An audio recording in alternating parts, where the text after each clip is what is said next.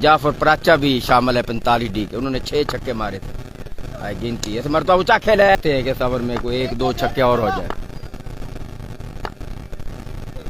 और इस मरतबा खेले आराम। अयूब आ रहे हैं पहली बॉल करने के लिए। गेंद की सीधे बल्ले के साथ उठाया और ये आउट। अयूब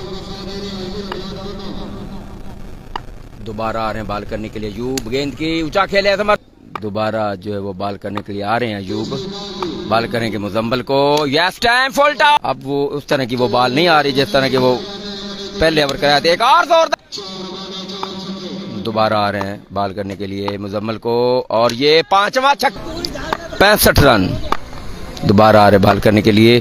गेंद की फुल टॉस, एक और छक्का और ये 6 रन।